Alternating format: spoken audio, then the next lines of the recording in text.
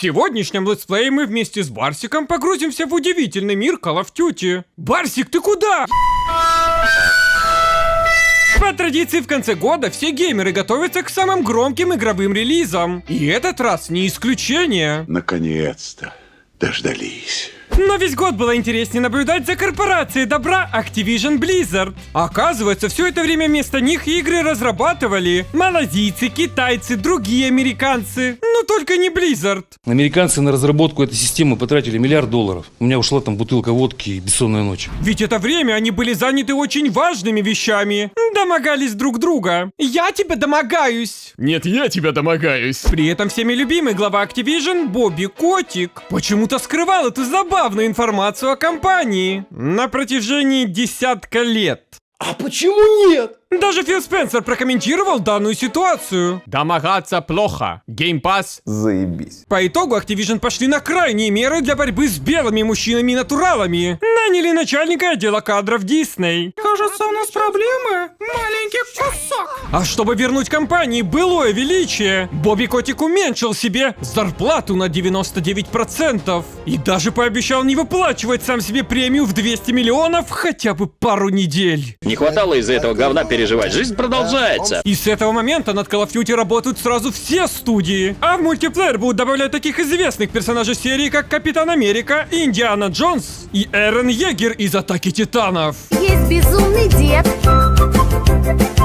который правит столько лет. Что же думают о новой Call of Duty Vanguard старые фанаты? Мы в церковь ходим перед каждой игрой. Перед каждой. Но Vanguard все же смогла дать ответ на главный вопрос. Можно ли прожить на 3500 рублей? И за эту сумму мы получаем практически настоящий классический мультиплеер колды времен Второй мировой. На немцев в мультиплеере, к сожалению, денег не хватило, а все белые персонажи заблокированы. Поэтому роль фашистов по очереди выполняют чернокожие женщины. Ты посмотри, тёлки с членами! Но главная инновация — это разделение игроков на два класса. Тех, кто задонатил, и тех, кто... Society.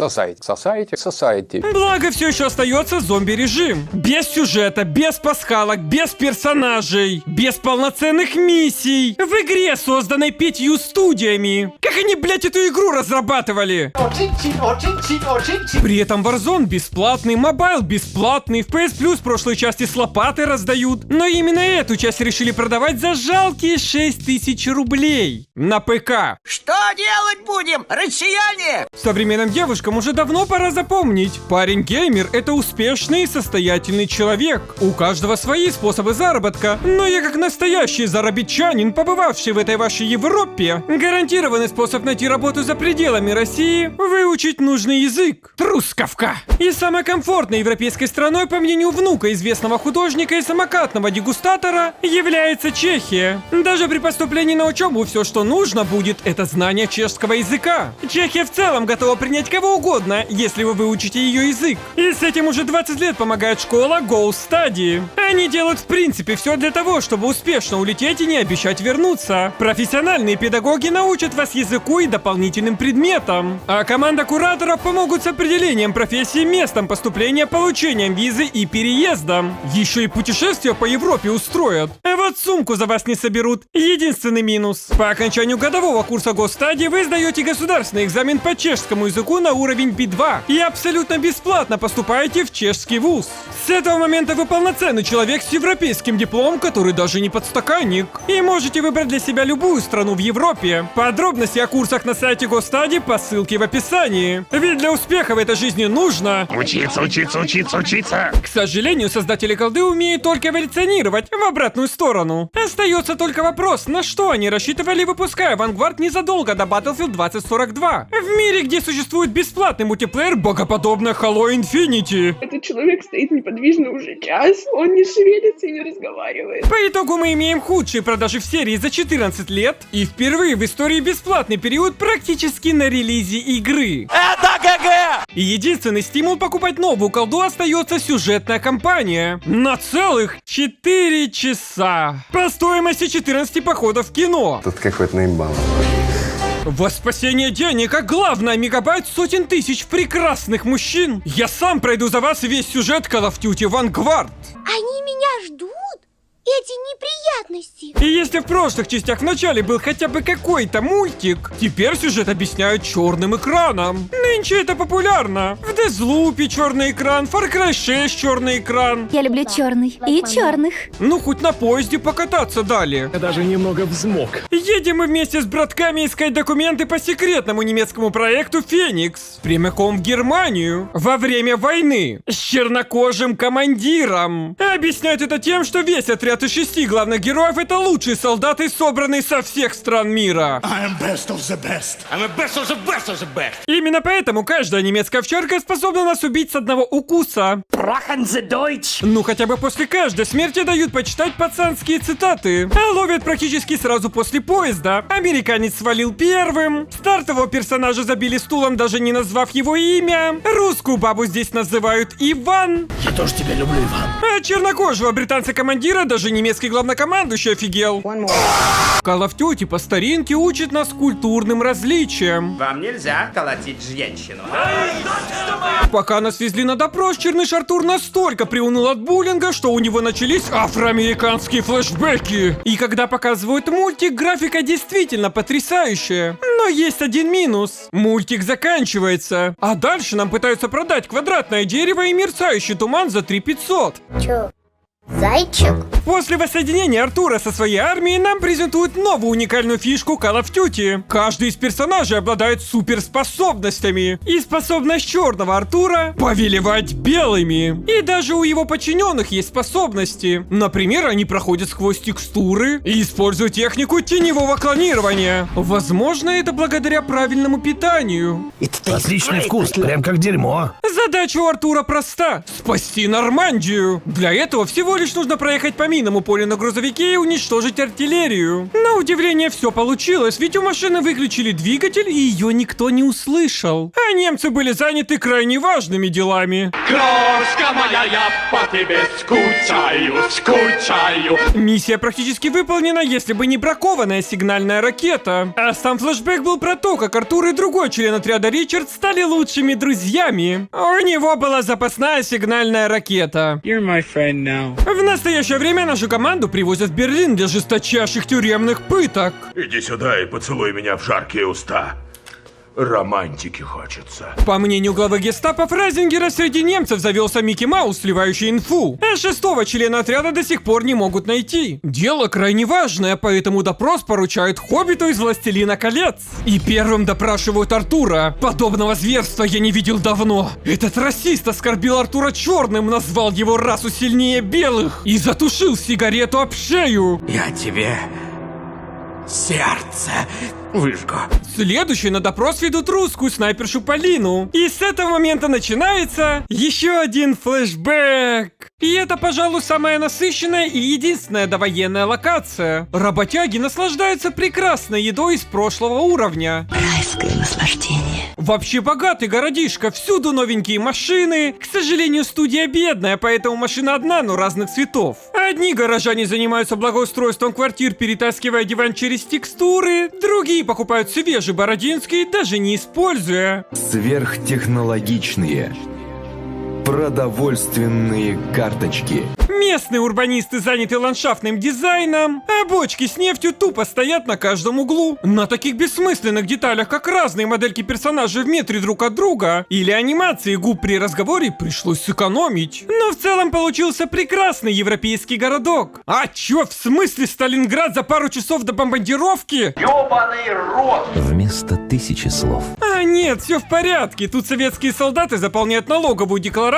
44 года на немецком. А все жители упоминают какую-то Россию в 1942-м. Пол России. Главное не спрашивать Бобби Котика, когда началась эта самая ваша война.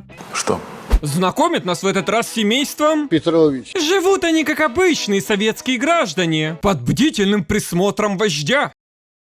Дося патриотичная феминистка, которой почему-то запрещают становиться снайпером. При том, что женщин-снайперов набирали целые дивизии. Сынишку в армию не взяли, судя по всему, из-за его нетрадиционной партийной ориентации. Там такие, как я, не нужны. И только батя! Я последний выживший натурал на планете. Батяня настолько прекрасный любовник, что его фотографии буквально в каждой квартире. Даже у других мужчин. Даже его имя напоминает о чем-то великом и гетеросексуальном.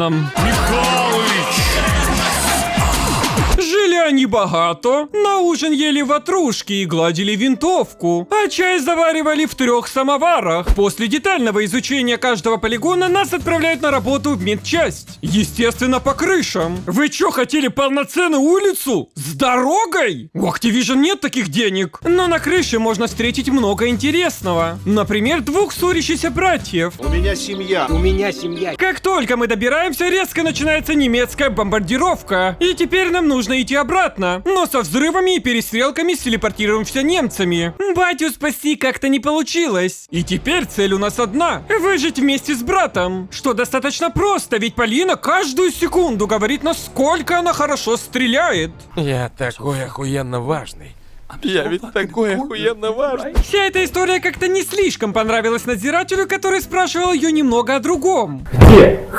После допроса Полины все члены отряда четко решают, что ни за что не скажут, куда делся 6-й, ибо каждый из них за что-то сражается. За булочку! И в этот момент 6-го американца ловят. Ля ты крыса. Немцы хотели узнать от него только одно. Дорогой, где ты был? Стрелял по лягушкам в Германии лазером из космоса со спутника. Но вместо этого он начал рассказывать флешбэк, как летал на самолете. У всех местных персонажей, видимо, прослеживается Шизофрения. но за самолетики респект. Заставить 20-летний движок колды делать что-то, кроме бегать и стрелять? Не иначе, как черная магия. Правда, по управлению складывается ощущение, что самолеты созданы примерно как поезд из Fallout 3. В конце мы эффектно сбрасываем бомбу на японский крейсер. И остается только вопрос. На кой хер в этом отряде пилот? По итогу все флешбеки уже окончательно заебали Хоббита. Одна история охуительней другой. За что он убивает того самого друга Черныша Ричарда, которого показали раз 5 за игру. Кто-то назовет это драмой. Но на самом деле это урезание бюджета на флешбеке еще одного персонажа. В это время Гитлер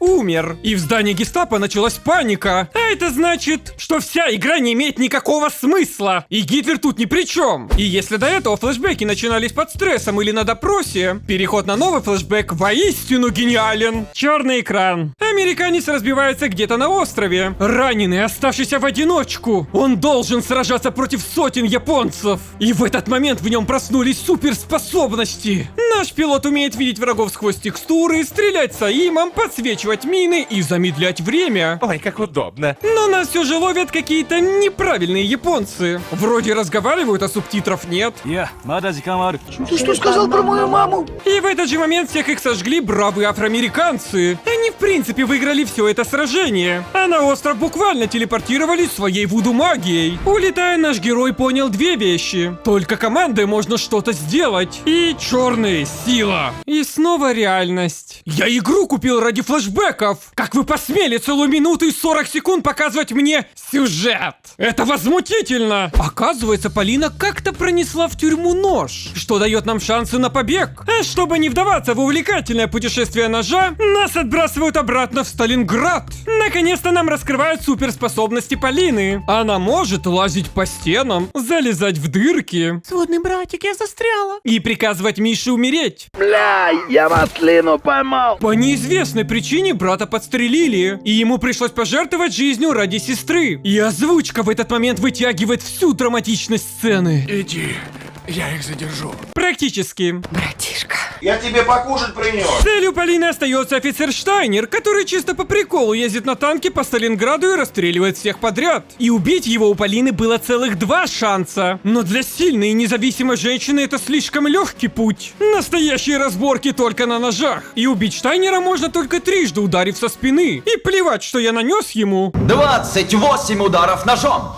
Вообще все претензии к Полине отпадают, когда узнаешь, что ее озвучила Эбби из последней АС-2. Так как Германия уже начинает бомбить, жестокость допросов переходит на новый уровень. Заключенных пытаются подкупить сигаретами и деловыми предложениями. Скажешь правду, Мы тебя отпустим. И последним на допрос ведут австралийцы, чтобы показать нам сразу 2 флешбека по цене одного. В чем подвох? В них нет сюжета. Мы просто стреляем. Это практически тир, но с новой суперспособностью. Нам дают сразу несколько гранат вместо одной. И покажут мультик с танками. А мог бы сейчас играть в Halo. Услышав последнюю историю, надзиратель наконец-то понял. Все это не связано с войной. Да ну нахуй! А значит, проект Феникс все это время был секретной операцией по спасению Третьего Рейха через побег центрального правительства в страны-союзники. Нет, серьезно, именно так это и объясняют. А тебя, значит, не позвали? После чего мы сбегаем благодаря ножичку и убиваем Хоббита за жесточайшие пытки над нами. Твои сигареты говно! В это время немцы отмечают поражение Германии. 3 года мы ждали этого момента. Вы что, ебанутые, что ли? А мы охотимся на нового фюрера Фрайзингера, пока он не сбежал. И его поимка заняла целых 5 минут сюжетного тира. Серьезно, они даже не оборачиваются. Но вот убить его не получится, ведь Фрайзингер сам так сказал. Вы меня не убьете. Ну ладно. Я прощаю тебя. И зачем мне дали свободу выбора? Какой смысл? После чего спокойно улетаем из Берлина, и какая удача! На случайном самолете были именно те документы, по которым послали нашу команду. А воскрешение мертвых теперь канон. Они официально сделали зомби-режим каноничным. Сука. Германская наука лучшая в мире. И на этом все. 3 года весь этот список людей с титрами на полчаса делали игру с 20 минутами сюжета и 3 часами флешбеков. В Battlefield 1 набор сраных миссий был лучше, чем сюжет колды. В катсценах мультиплеера больше сюжета, чем в игре. Сука!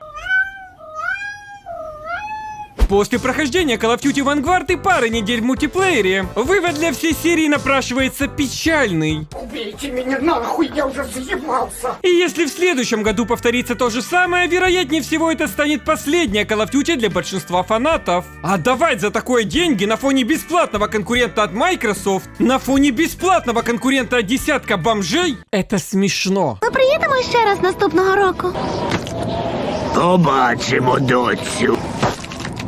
Побачимо. И так как скоро релиз Halo, у тебя есть 2 выбора в диалоге, подписчик. Этот летсплей собирает 50 тысяч лайков, и ты получаешь полноценное видео. Или не собирает. Но играть в Halo я все равно буду. Молодец.